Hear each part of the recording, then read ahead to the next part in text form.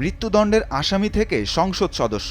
অবিশ্বাস্য শোনালেও এটাই বাস্তব। ৩ জন রাজনৈতিক নেতা, তাদের নামে লেখা হয়ে গিয়েছিল মৃত্যু পরোয়ানা। কেউ ১৭ বছর, কেউ ১৬ বছর, আবার কেউ ১৩ বছর কারাগারে কাটিয়েছেন। আর আজ তারা জাতীয় সংসদের নির্বাচিত সদস্য, বিপুল ভোটে জয়ী। কিভাবে সম্ভব হলো এই অভাবনীয় পরিবর্তন? চলুন জেনে আসি লুৎফুজ্জামান বাবর, আব্দুস সালাম পিন্টু এবং এটিএম আজহারুল ইসলামের এই অবিশ্বাস্য যাত্রার গল্প।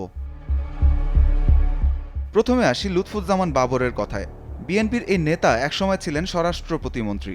২০০৪ সালের ২১ আগস্ট গ্রেনেড হামলার মামলায় তাকে মৃত্যুদণ্ডাদেশ দেওয়া হয়। ১০ ট্রাক অস্ত্র চোরাচালান মামলায়ও একই শাস্তি।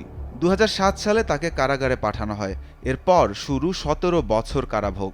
২০২৪ সালের ৫ আগস্ট ছাত্র জনতার অভ্যুত্থান ও ক্ষমতার পালাবদলের পর ২০২৫ সালের ১৬ জানুয়ারি ঢাকা কেন্দ্রীয় কারাগার থেকে মুক্তি পান তিনি। আদালত তাকে সব মামলা থেকে খালাস দেন। ত্রয়োদশ জাতীয় সংসদ নির্বাচনে নেত্রকোনা ৪ আসন থেকে ধানের শীষ প্রতীকে বিপুল ভোটে জয়ী হয়েছেন। তার নিকটতম প্রতিদ্বন্দ্বীকে ১,২০,০০০ ভোটে হারিয়েছেন।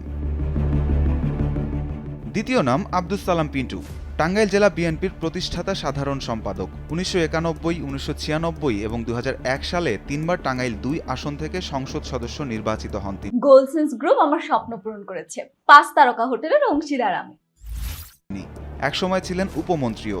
২০০৮ সালের জানুয়ারিতে ২১ আগস্ট গ্রেনেড হামলার মামলায় গ্রেফতার হন তিনি। মৃত্যুদণ্ডের আসামি হিসেবে প্রায় ১৬ বছর কারাগারে ছিলেন। ২০২৪ সালের ২৪ ডিসেম্বর মুক্তি পান। আদালত তাকে খালাস দেন। ত্রয়োদশ জাতীয় সংসদ নির্বাচনে টাঙ্গাইল ২ আসনে তিনি ১,৯৮,২১৩ ভোট পেয়ে বিজয়ী হন। তালিকার তৃতীয় ও শেষ নাম এটিএম আজহারুল ইসলাম, জামায়াতে ইসলামীর কেন্দ্রীয় মজলিসের শুরা সদস্য তিনি। ২০১১ সালের ২২ আগস্ট রাজধানীর মগবাজার থেকে গ্রেফতার হন। অভিযোগ, ৭১-এর মুক্তিযুদ্ধের সময় মানবতা বিরোধী অপরাধ। তখন তিনি জামায়াতের কেন্দ্রীয় সহকারী সেক্রেটারি জেনারেল ছিলেন। ২০১৪ সালে আন্তর্জাতিক অপরাধ ট্রাইব্যুনাল তাকে মৃত্যুদণ্ড দেন। প্রায় ১৩ বছর কারাবন্দী জীবন। ২০২৪ সালের ২৮ মে আদালত তাকে মৃত্যুদণ্ডাদেশ থেকে খালাস দেন। মুক্তি মেলে দীর্ঘ কারাজীবন থেকে। ত্রয়োদশ জাতীয় সংসদ নির্বাচনে রংপুর ২ আসনে বিপুল ভোটে জয় পান তিনি। নিকটতম প্রতিদ্বন্দ্বীকে প্রায় ৬০,০০০ ভোটে হারান। ৩ জন মানুষ, ৩টি ভিন্ন গল্প, কিন্তু একই পরিণতি। শেখ হাসিনা সরকারের পতন না হলে হয়তো ফাঁসির মঞ্চে উঠতে হতো তাদের।